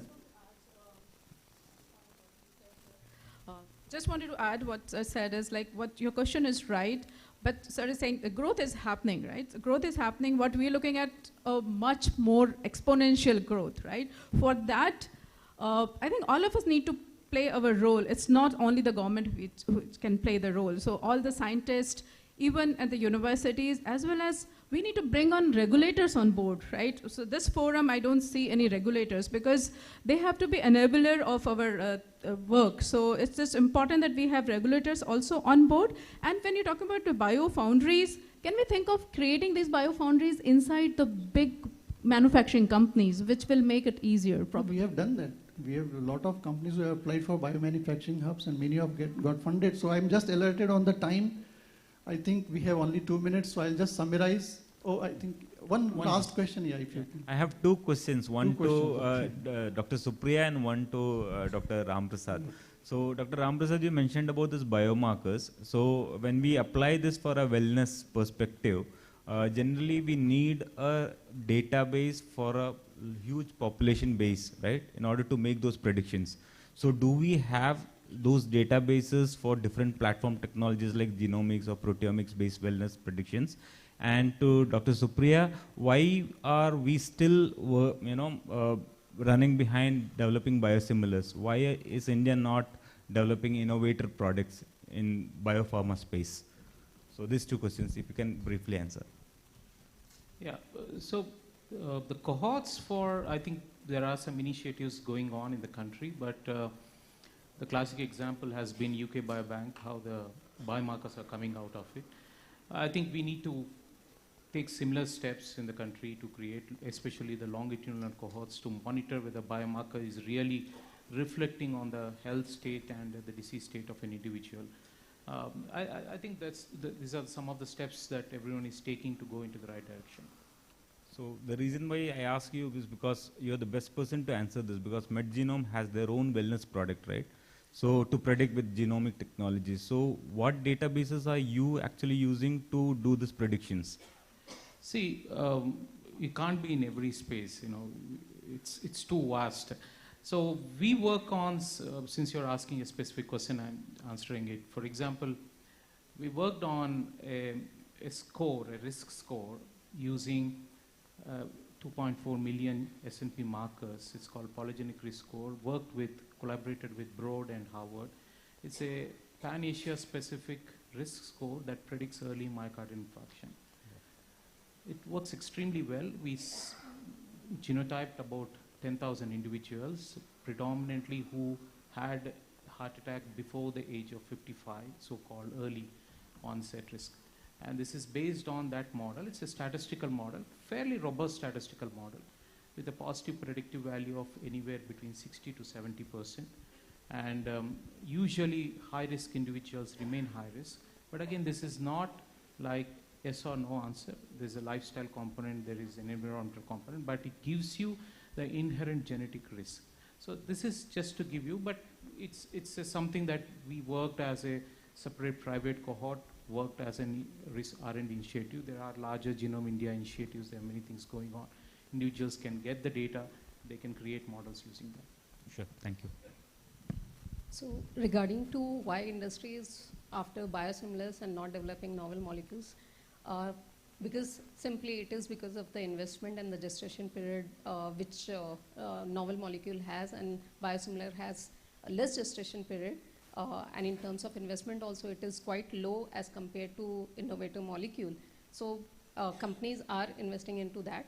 But then startups are venturing into innovations. And if you look in the West, all these innovative drugs, the novel drugs, has come up from the academia. So we need to have those kind of licensed technology present in the academia in order to industry take those innovation. At least de-risking can happen at that level. So that needs to be implemented, and I guess currently whatever ANRF fund and RDI fund has come over, that the more and more innovation will come in future pipeline. Thank you. So if there are any questions, we can take offline. Now time is already up. I'll just summarize very briefly. We have covered a lot of grounds today in this panel discussion. Thanks to all the panelists here. I think, yeah, a big clap on this. We heard from the UK best practices to the various industries and covered a lot of areas where biomanufacturing is concerned and how biomanufacturing can grow. Many of these aspects were covered, and many of these audience also put some questions which was very useful for the further discussion. I think we can just briefly, if you have any question, you can write to us also. And because these are the inputs, these are nothing but a stakeholders consultation, to be honest, after this panel discussion. We can always jot these points and frame our policies and gear the policies and rules towards making it happen. Thank you so much. Thank you, sir. It was quite an engaging discussion. Now I invite Dr. Suchita Mondal to kindly felicitate Dr. Jitendra Kumar with a memento.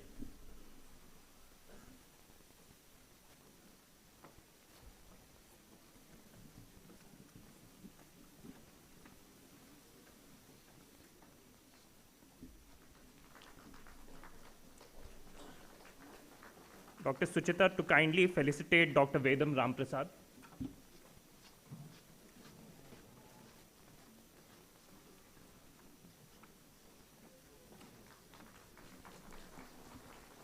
Dr. Suchita to felicitate Ms. Supriya Kashikar.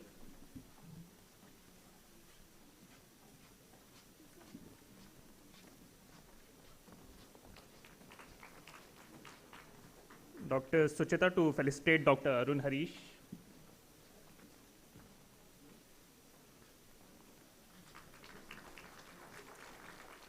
And Dr. Suchita to kindly felicitate Dr. Sangeeta Srivastav.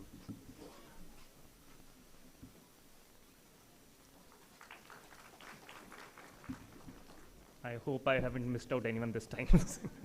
So now a group photograph will be taken with all the panelists. I invite the thematic committee members, Dr. Srinivas Reddy, Dr. Manish Diwan, Dr. Nidhi Adlakka, Dr. Garima Gupta, Dr. Suchita Mondal, and Dr. R. Subhasri to please join us for the group photograph.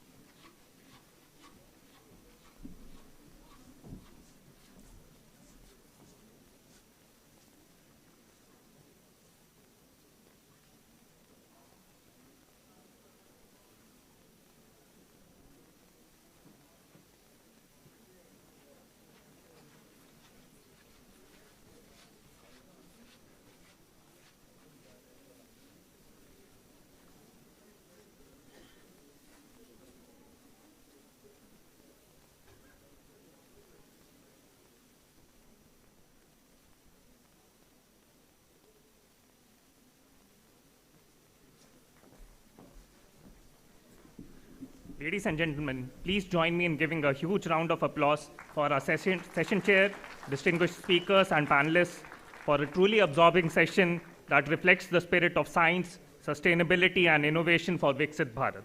Thank you all.